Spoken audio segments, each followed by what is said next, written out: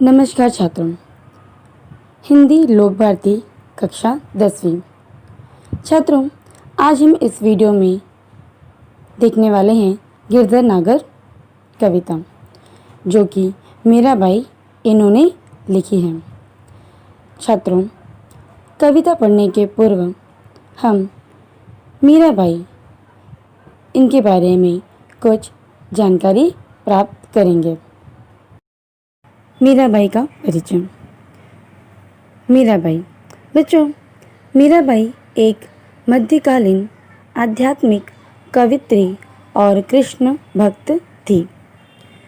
वे भक्ति आंदोलन के सबसे लोकप्रिय भक्ति संतों में एक थी। भगवान श्री कृष्ण को समर्पित उनके भजन आज भी भारत में बहुत लोकप्रिय हैं और बड़ी श्रद्धा के साथ गाए भी जाते हैं।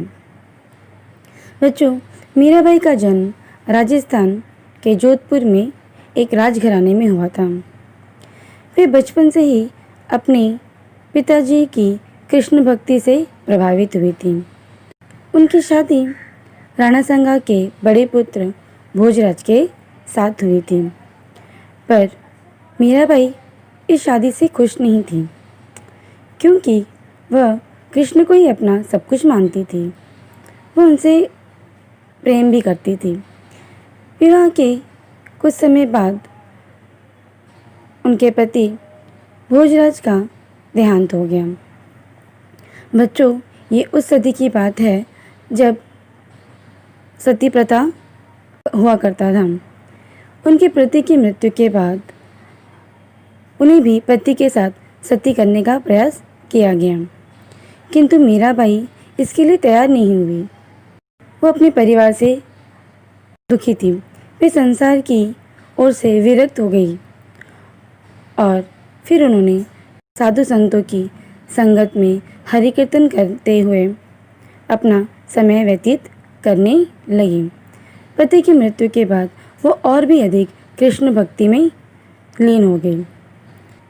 बच्चों, मीराबाई मंदिरों में जाकर मौजूद कृष्ण भक्तों के सामने कृष्ण जी की मूर्ति के आगे नाचा करती थी, गीत गाया करती थी। लेकिन जब उनके राज परिवार को यह बात पता लगी तो उन्हें यह अच्छा नहीं लगा।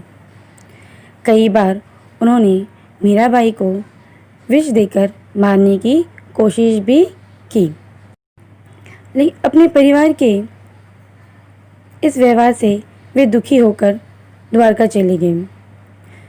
वह जहाँ भी जाती थी वहाँ लोग उनका सम्मान करते, देवी की तरह उन्हें पूजा करते थे। बच्चों, वैसे तो मीराबाई की मृत्यु को लेकर कई बातें कही जाती हैं। ऐसा माना जाता है कि बहुत दिनों तक वृंदावन में रहने के बाद मीराबाई द्वारका चली गई और वहाँ एक मंदिर में पूरी भीड़ के सामने वे श्री कृष्ण की मंदिर में समा गई। बच्चों, मीराबाई की प्रमुख रचनाएं इस प्रकार हैं।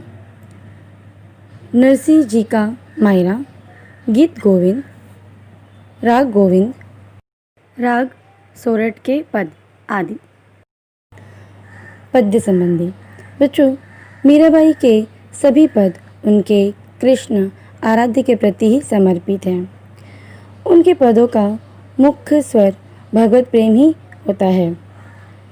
प्रस्तुत पद्य में भी आप मीराबाई की उत्सुकता, कृष्ण से मिलन की आशा और उनकी प्रतीक्षा के भाव सभी दर्शाए गए हैं। आइए बच्चों, गिरधर नागर मीराबाई के पद्य की व्याख्या अब हम यहाँ विस्तार में करेंगे। मेरे तो गिरधर गोपाल दूसरो न कोय, जाके सिर मोर मुकुट मेरो पति सोय। छाड़ी दई कुल की कानी, कहाँ करी है कोई।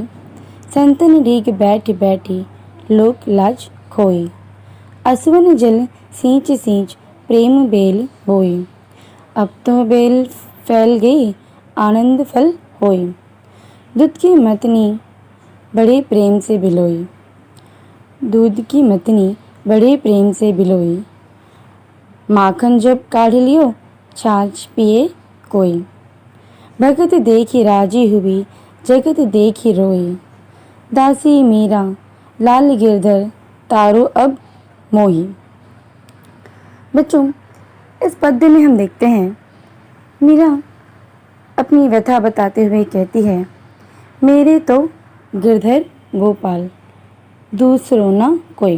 वह कहती हैं मेरे तो सिर्फ गिरधर गोपाल। बच्चों, यहाँ कृष्ण भगवान के दो नाम दिए गए हैं। एक है गिरधर। गिरधर का अर्थ होता है गिर, गिरी का अर्थ होता है पर्वत, गिरी को धारण करने वाला, धर मतलब धारण करने वाला मतलब गिरधर। बच्चों, जब ब्रज में मूसलाधार बारिश हो रही थी तो ब्रजवासियों को बचाने के लिए श्री कृष्ण ने गोवर्धन नामक पर्वत को अपनी एक उंगली पर उठा लिया था, इसलिए तब से उनका नाम गिरधर भी पड़ गया। और गोपाल, गोपाल यानी गाय को पालने वाला। तो मीराबाई कहती हैं मेरे तो सिर्फ गिरधर गोपाल हैं और कोई नहीं। वे यहाँ पे कृष्ण का परिचय कराते हुए कहती हैं, जाके सिर मोर मुकुट मेरो पति सोए। वो संबोधित करती हैं यहाँ पे कृष्ण भगवान को। वे कहती हैं जिनके सिर पे मुकुट में जो मोर का पंख लगा है वही मेरे पति हैं। जाके मतलब जिसके सिर पर मोर मुकुट है वही मेरे, सोई मतलब वही, वही मेरे पति हैं, वही मेरे गिरधर गोपाल हैं। अगली पंक्ति देखिए, छाड़ी दई कुल की कानी कहाँ करिए कोई, संतन ढीग बैठी बैठी लोक लाज खोई। यहाँ वह कहती है कि मैंने अपना सब कुछ त्याग दिया है। छाड़ी मतलब छोड़ दिया है, दई मतलब दी, कुल, कुल का अर्थ होता है उनका जो वंश है। मैंने अपनी कुल की, अपने परिवार की सारी लाज लज्जा सब कुछ छोड़ दी है। कानी यानी मर्यादा, मेरे जो कुल की लाज जो मर्यादा है मैंने सब कुछ छोड़ दिया है। वो कहती हैं कि अब मैं संतों के साथ बैठ बैठ कर मैंने अपनी कुल की मर्यादा को, अपनी लोक लाज को सब कुछ त्याग दिया है।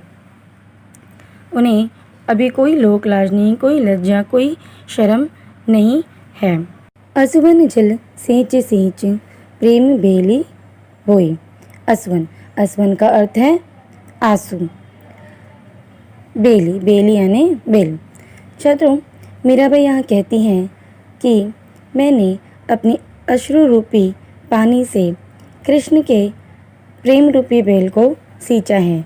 वे कहती हैं कि अपनी अश्रु रूपी जल से उन्होंने कृष्ण रूपी बेल को सींच सींच कर बड़ा किया है। अब तो बेल फैल गई आनंद फल होई। यहाँ वे कहती हैं कि अब तो यह प्रेम बेल फैल गई है और इसमें आनंद रूपी फल भी लगने लगे हैं। दूध की मथनियाँ बड़े प्रेम से बिलोई, माखन जब काढ़ लियो छाछ पिए कोई। दूध की मथनियाँ बड़े प्रेम से बिलोई।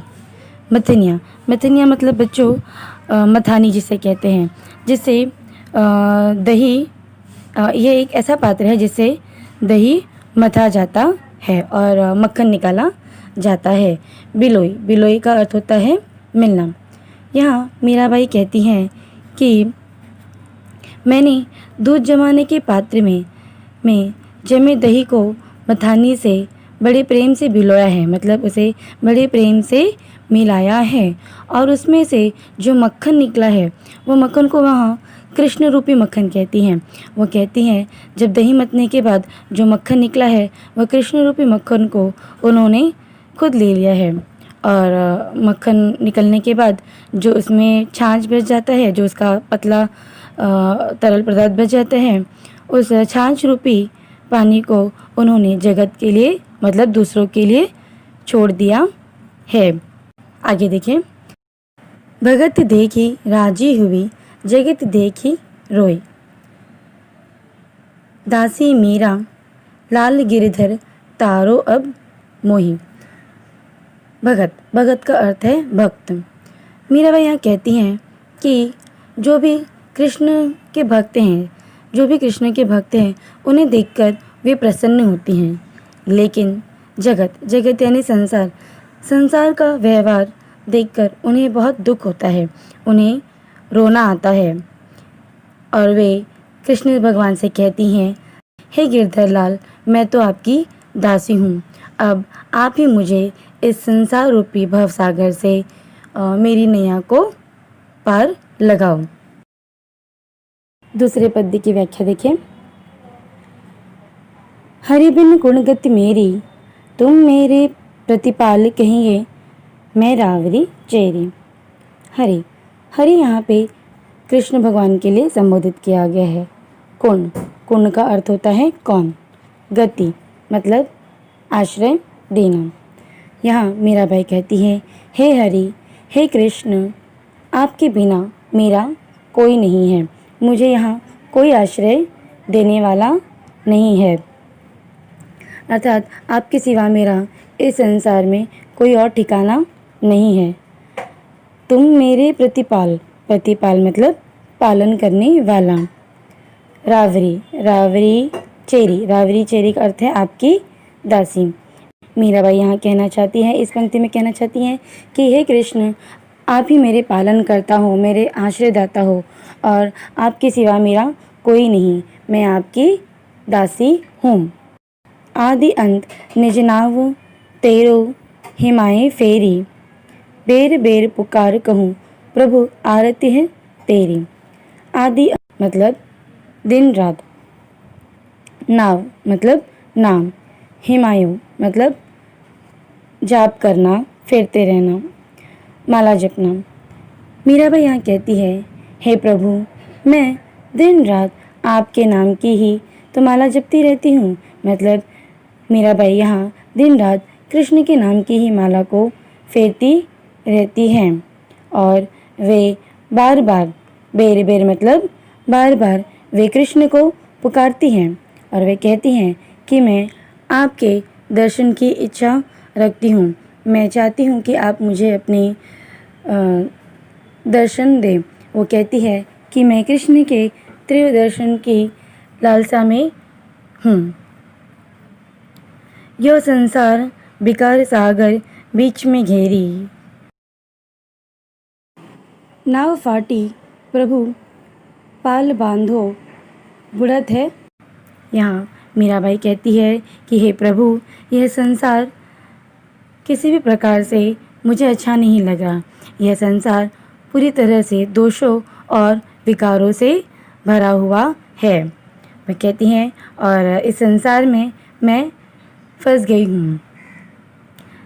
मीराबाई कृष्ण से प्रार्थना करती हैं कि इस संसार रूपी सागर से वह दूर जाना चाहती हैं। इसके लिए वह ईश्वर को, श्री कृष्ण को कहती हैं कि हे प्रभु, आप जल्दी से मेरे नाव की पाल बांधिए।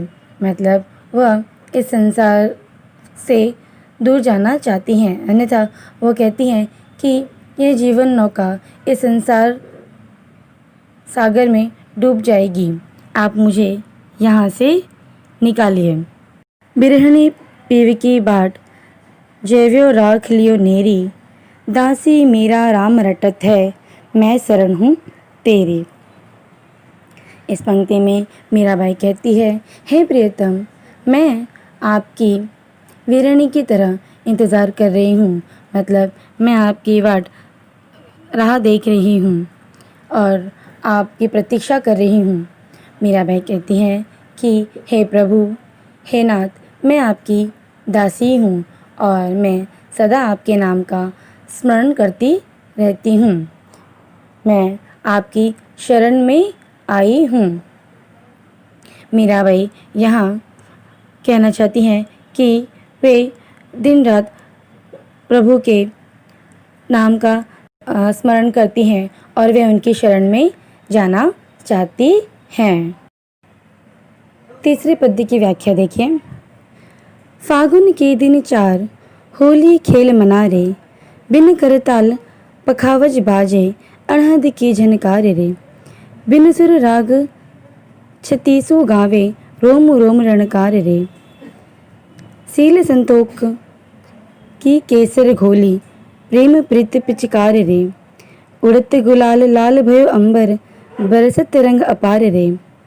घट के पट सब खोल दिए हैं, लोक लाज सब डार रे। मीरा के प्रभु गिरधर नागर, चरण कमल बलिहार रे। फागुन के दिन 4 होली खेल मना रे। फागुन, फागुन यानी फाल्गुन महीना, फाल्गुन का महीना। होरी, होरी का अर्थ है होली। यहाँ पे कृष्ण से प्रेम करने वाली होरी बताया गया है। मीराबाई कहती है कि हे रे मेरे मन, ये जो फागुन का महीना है इसमें तो केवल 4 दिन में ही होली खेली जाती है, मतलब होली खेलने के लिए समय बहुत कम मिलता है। वे कहती हैं कि इसलिए हमें अपनी ज़िंदगी में कम समय मिल रहा है, इसलिए हमें श्री कृष्ण से संपूर्ण रूप से प्रेम कर लेना चाहिए या फिर उनकी भक्ति करनी चाहिए, क्योंकि इस संसार में हमारे पास समय बहुत कम है। बिन करताल पखावज बाजे, अड़हद की झनकार रे। करताल, करताल मतलब ताली बजाना। पखावज मतलब एक विशेष प्रकार का बाजा। अड़हद, अड़हद मतलब कभी समाप्त न होने वाली ध्वनि। यहाँ पे मीराबाई कहती हैं कि जिस प्रकार होली के उत्सव में नाच आदि का आयोजन होता है, उसी प्रकार कृष्ण प्रेम में उन्हें ऐसा लगता है जैसे कि मानो करताल यानी कि तालियां बज रही हों और पखावज आदि बाजे बज रहे हों और अनाद नाद का स्वर सुनाई दे रहा है। उन्हें ये सारे स्वर सुनाई दे रहे हैं। बिन सुर राग छतीसु गावे, रोम रोम रणकार रे। मीराबाई कहती हैं कि मुझे अनाहत के नाद का स्वर सुनाई दे रहा है और मैं बिना स्वर के, बिना राग के मैं बहुत अच्छा राग या गीत गाती हूँ और मेरा रोम रोम मतलब मेरा अंग अंग इस रंग में, मतलब कृष्ण भगवान के प्रेम के रंग में डूबा रहता है। सीले संतोख की केसर घोली, प्रेम प्रीत पिचकारी रे। उड़त गुलाल लाल भयो अंबर, बरसत रंग अपारे रे। यहाँ पे मीराबाई कहती हैं कि अपने प्रिय से होली खेलने के लिए उन्होंने शील और संतोष रूपी केसर रंग को अपने अंदर घोल लिया है और प्रिय प्रेम की होली खेलने के लिए उन्होंने पिचकारी बना ली है। होली के समय में जो गुलाल उड़ता है तो ऐसा लगता है जैसे चारों ओर लाल ही लाल रंग छाया हुआ है, पूरा अंबर लाल हो गया है। मीराबाई कहती हैं कि ऐसा लग रहा है आसमान से लाल रंग की बरसात हो रही है और वे कहती हैं घट के पट सब खोल दिए हैं, लोक लाज सब डार रे। घट, घट यानी हृदय, पट, पट यानी द्वार। मीराबाई यहाँ कहती हैं कि मैंने अपने हृदय के द्वार खोल दिए हैं, अब मुझे कोई लोक लज्जा या कोई डर नहीं। मुझे, मीराबाई कहती हैं कि अब मुझे किसी का भी डर नहीं है। वे कहती हैं इसीलिए उन्होंने अपने हृदय रूपी घर के द्वार को खोल दिए हैं। मीराबाई कहती हैं कि मेरे प्रभु गिरधर नागर, मतलब मेरे जो गिरि को धारण करने वाले प्रभु हैं, जो कृष्ण भगवान हैं, मैं उनके चरण कमलों में अपना सब कुछ निछावर कर दिया है। मीराबाई कहती हैं कि उन्होंने श्री कृष्ण प्रभु के कमल चरणों में अपना सब कुछ, बलिहार मतलब अपना सब कुछ निछावर कर दिया है। बच्चों, इन सभी पदों में मीराबाई ने श्री कृष्ण के प्रति अपने प्रेम, उनकी भक्ति, उत्सुकता, कृष्ण मिलन की आशा, प्रतीक्षा आदि का मार्मिक चित्रण किया। आइए छात्रों, अब हम इस पद्यांश में आए हुए कुछ कठिन शब्द का अर्थ यहाँ पर देखेंगे। चलिए छात्रों, अब हम गिरधर नगर कविता का स्वाध्याय देखते हैं। प्रश्न इस प्रकार है, संजाल पूर्ण कीजिए। कन्हैया के नाम, मतलब इस पद्यांश में कन्हैया के कौन से नाम हैं? तो उत्तर इस प्रकार है। पहला है गिरधर, दूसरा गोपाल। दूसरा, कन्हैया की विशेषताएं। अब इस पद्य में कन्हैया की कौन कौन सी विशेषताएं हैं, ये हमें लिखना है। तो इसका उत्तर इस प्रकार लिखेंगे। गिरी को धारण करने वाले, गायों के पालक मतलब गायों को पालने वाले। तीसरा, सिर पर मोरपंख का मुकुट पहनने वाले। और चौथा, भक्तों को संसार रूपी सागर से पार उतारने वाले। तीसरा प्रश्न देखिए, होली के समय आनंद निर्मित करने वाले घटक। प्रश्न का अर्थ इस प्रकार है कि होली के समय मीराबाई को कौन से ऐसे घटक हैं जो उन्हें आनंद देते हैं? तो इसका उत्तर हम ऐसे लिखेंगे, करताल, पखावज, प्रेम पिचकारी, केसर, गुलाब। अगला प्रश्न देखिए, इस अर्थ में आए शब्द लिखिए। अर्थ वाले शब्द देखिए, दासी, साजन, बार बार, आकाश। अब हमें इसका शब्द लिखना है जो कि पद्यांश में आया हुआ है। दासी, दासी के लिए यहाँ पे कौन से शब्द का प्रयोग किया गया है? चेरी। और साजन, साजन के लिए पति शब्द का प्रयोग किया गया है। बार बार, बार बार के लिए बेर बेर शब्द का प्रयोग किया गया है। आकाश, आकाश मतलब अंबर। और उसी तरह से अगला है संतोष, संतोष के लिए यहाँ पद्य में संतोख शब्द का प्रयोग किया गया है। छात्रों, आशा है आपको यह पद्य समझ आया होगा। धन्यवाद।